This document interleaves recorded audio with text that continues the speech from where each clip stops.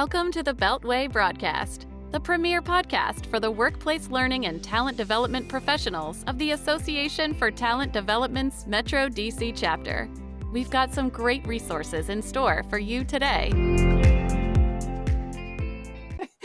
Hello, fellow ATDers. I'm Christina Eanes, the 2023 Vice President of Marketing and Communications. Hey everyone, my name is Stephanie Hubka, and I am the 2023 Vice President of Membership and Outreach, as well as a member of the Pod Squad here at the Metro DC chapter of ATD. We also have Halyna Hodges, Vice President of Finance and Operations, as our producer. For this episode, we are excited to interview Bonnie St. John. Welcome, Bonnie. Thank you so much. I'm really excited to be here. I've been to ATD conferences over many years. Oh, that's great. Probably run into each other. Who knows? Probably have. Yes. Oh, well, now before we get into our topic of micro-resilience, can you share a little bit about your background with our listeners and viewers? It's a crazy story. I had my leg amputated when I was 5 years old due to a birth defect. The growth was stunted in my leg. And I grew up in San Diego. And I'm African American, I'm Black. So to become a ski racer was not really what anyone would have predicted. If you met a little Black girl in San Diego, and my family had no money either. Nobody in my family skied or anything. So it was totally crazy that I would end up being a skier. But I went with a group of amputees, and it's actually a good sport for amputees. Mm-hmm. So I went up with a group of amputees, just fell in love with the sport. And within 5 years, 5 years of starting to ski, I qualified for the U.S. team and represented the U.S. in Innsbruck, Austria. So I started skiing. I moved to a glacier in Oregon. I moved to train in Vermont. I got sponsors because my family had no money. I raised money. I did all this stuff. And within a short period of time, I was on the team and then won silver and bronze medals for the U.S. Wow. Unbelievable. It's a crazy story. The one-legged Black girl from San Diego who becomes a ski racer. That's one of my new favorite stories. Yes. I mean, that's impressive. That's unbelievable. Well, and then I guess I should tell you the rest of my story too. So I went to work in the White House. I went to work on Wall Street. I started my own business over 20 years ago and have been doing training and leadership development ever since then. And I've written a number of books, one with my daughter. The most recent one is Micro Resilience. But anyway, we can talk more, but it's a crazy story.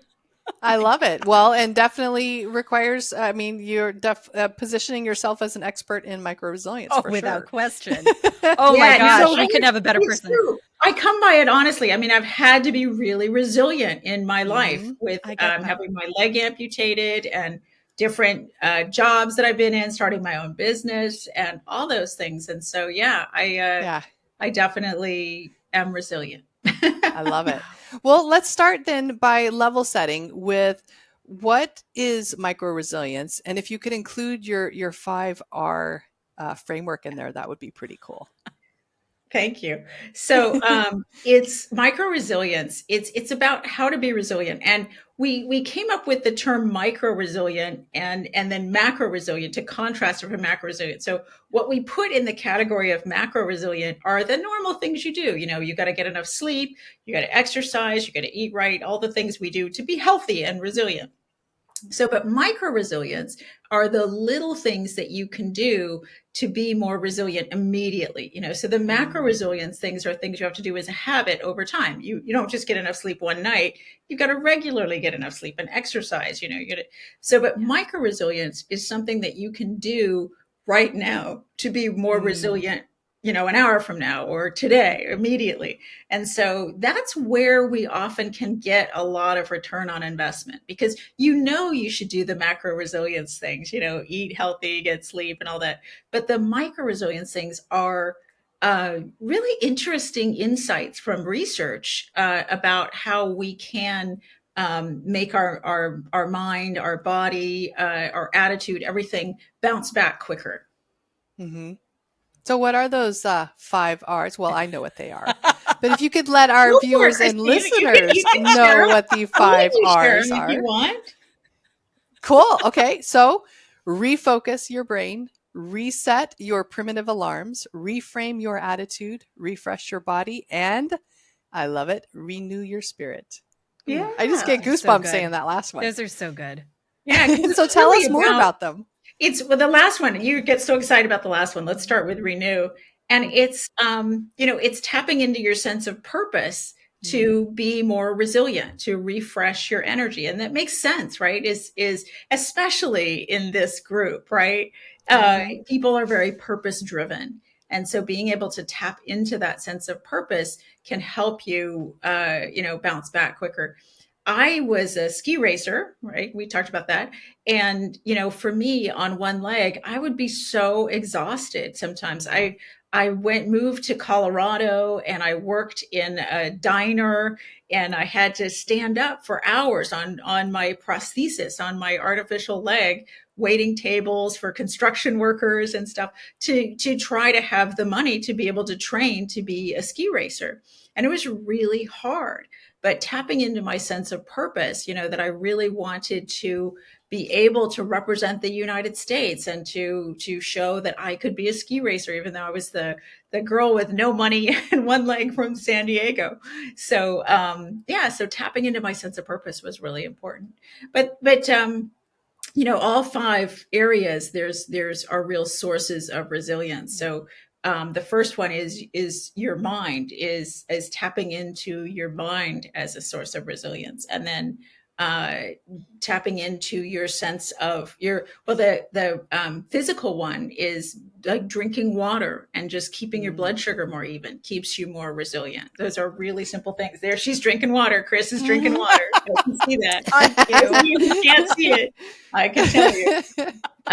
And then staying positive is another source of resilience. And it sounds so simple, Pollyanna, like stay positive, but there's actually a lot of good research behind it too, is that when we can flip our attitude to the positive, it helps us to be more resilient. And it kind of makes sense, but there's a lot of really good research behind it. So all those 5 areas are really important for resilience. And in our book, Micro Resilience, we share a lot of the research behind that. Yeah, I think that what you've just shared is so important, especially in the context of work.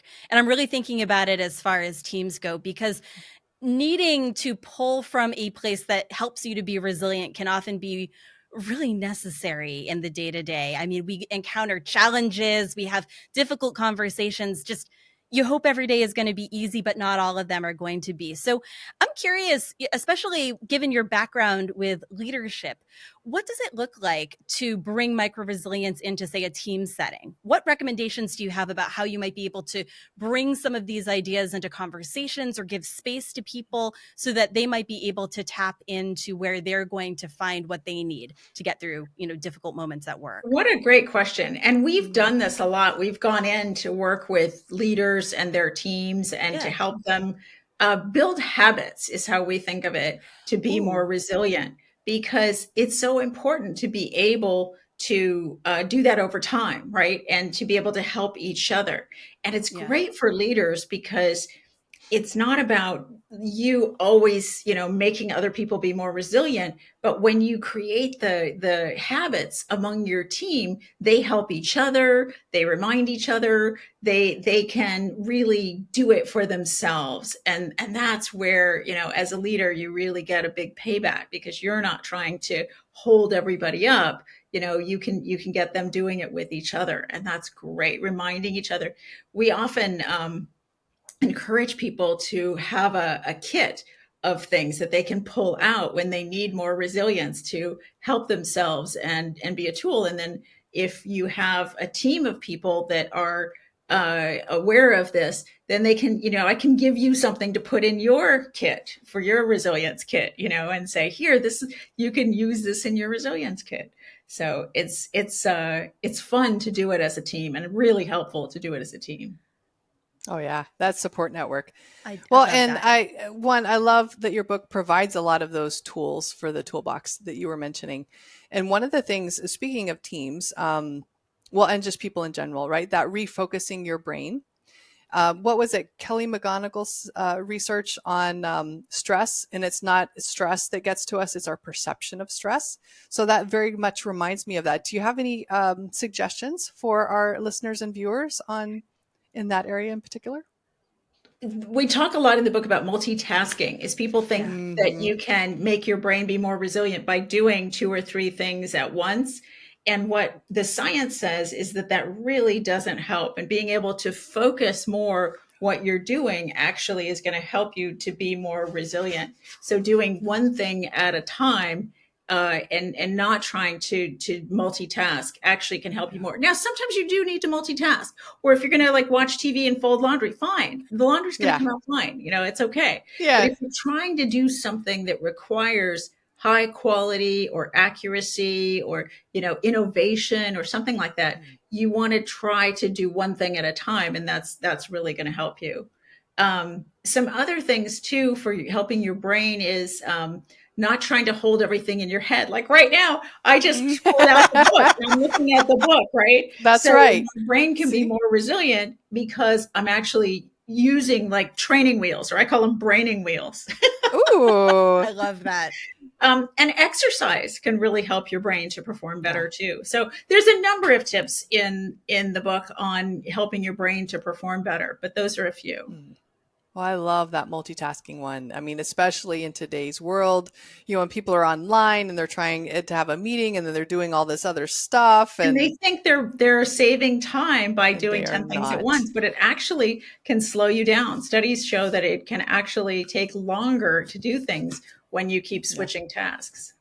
Yeah, it can definitely start to frustrate you after a while as well. I mean, you never really have the focus you need to get anything done as well as you'd like to. So I think that's such a great tip. And I'd actually love to come back to where we started in a way. You had mentioned, you know, we're talking about micro resilience, but you'd also mentioned macro resilience. And I'm wondering too, you know, kind of in the context of some of the ideas and tips that you've already shared, how does micro resilience help us as far as macro resilience is concerned? So if we're taking care of ourselves in these smaller ways, does that better position us to be resilient when it comes to some of these bigger, tougher challenges that we might experience?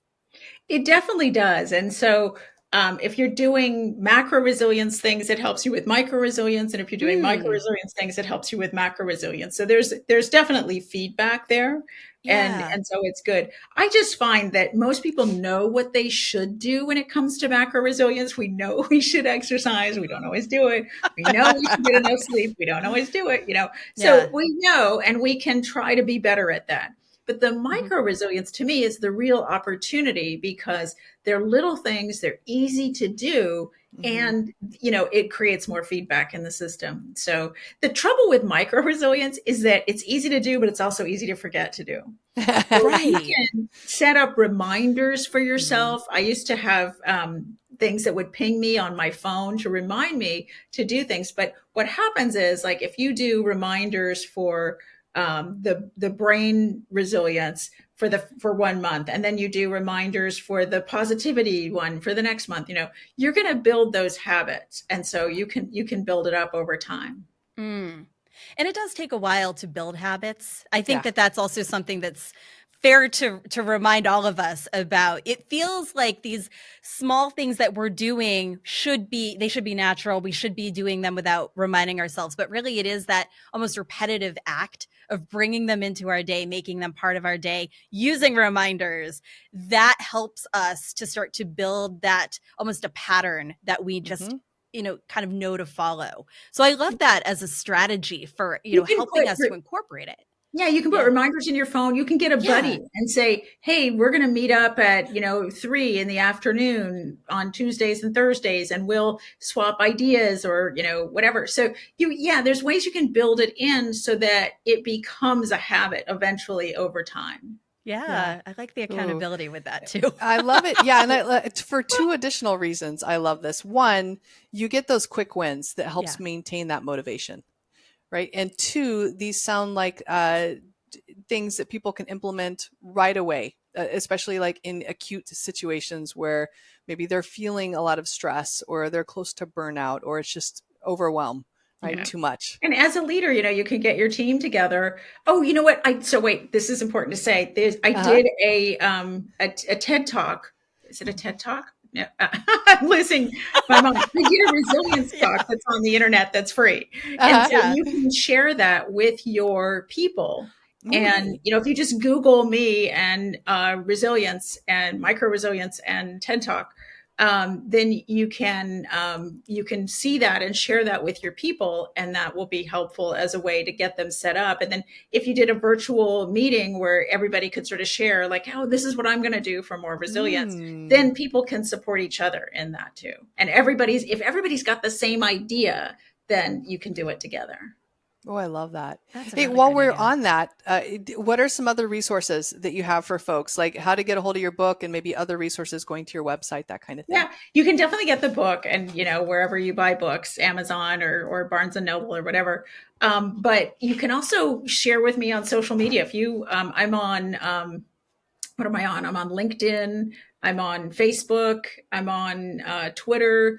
So if you connect with me on any of those sites, I'm sharing tips for micro resilience on a regular basis too. Nice. And yeah, if you just Google me on the internet too, I'm sure there's a lot of tips that I've given over time on how to be more resilient. So yeah, it's funny. You just have to build the habits. It's like you build the muscles over time. Yeah. And for me, it took a while too to really build. I understood the science because I had done all the research, but to build the habits into your life, takes a little bit of time. Yeah, But it it's does. great to do it, and not only can you do it at work, but you can do it with your family, even kids. I've done this with like after school programs with kids, and they love it. They get it, doing a first aid kit for your attitude. They get that. Oh, I love it. Oh, that's a great idea. Oh my gosh. First aid kit for your attitude. That is something I feel like many of us need. What is it? I can see the light bulb go on over your head. What does that make you think of? What would you put in your first aid kit for your attitude? Oh my gosh. I'll tell you, the first thing I thought, whenever anyone is in one of those really challenging conversations, you can feel your energy start to drain. Maybe it's a difficult client conversation. Maybe it's, an argument with a partner or something like that, one of your children. You start to feel yourself draining. So it's like, what are these little things that you could do in that moment? Reframing the conversation, remembering that this person probably has your best interest and theirs in mind. They are trying to get to something. So are you.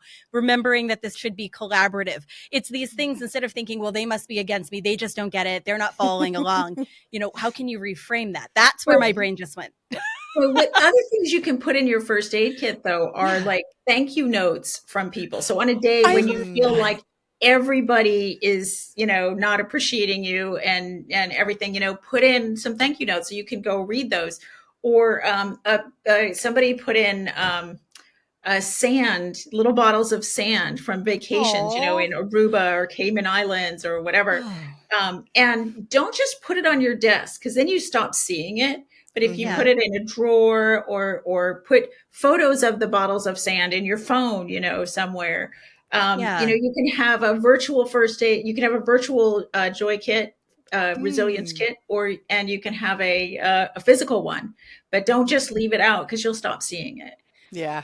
It's very true. I have used smile folders in the past. The fun little emails you get, the thank you notes, things like that. That is absolutely the same idea. So that is first aid for your attitude. I love it. Yeah, kudos folder. That's brilliant. Oh my gosh. I mean, what an incredible tip. And it almost makes me sad that I'm about to transition us over to our rapid fire questions because wait, one more that I want to share with everybody too. And this is something I do that I love is I have a shared thing with the people I work with because we work virtually. Everybody's in different places and people share special things like their kids' first day at school or date night, anniversary celebration, So I get to see some of the things that inspire the people that work for me. And that's so inspiring to me too, right? Is to do those shared pictures, the shared photo album.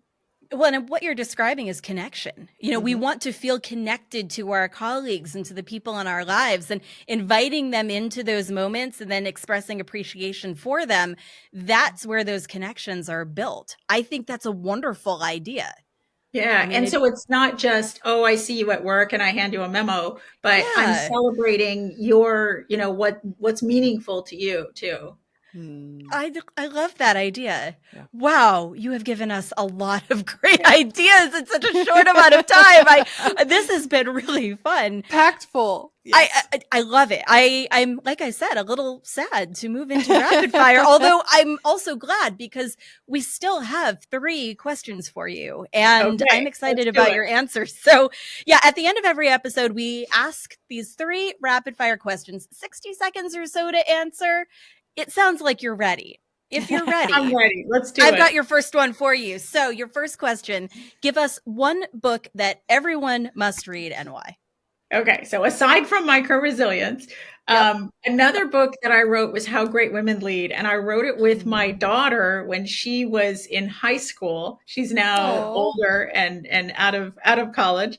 But How Great Women Lead was the book is an adventure, a mother-daughter adventure, meeting great women leaders and interviewing them, and we didn't just call them up and interview them, we went there. And so it's a meeting, it's an experience. So it was such a special book to write, and so I would say let's share that book. I'm putting that on my must-read list. I love the fact that you wrote that with your daughter, especially at a point where she is probably preparing to experience leadership in brand new ways. So, I mean, what a great perspective, really brought it to life for her too. That a kid thinks about leadership and goes, "Oh, boring," but this really brought it to life and made it exciting for her. It was an adventure. I can't wait to read it. Thank you for letting us know about that one. That's a great recommendation for sure.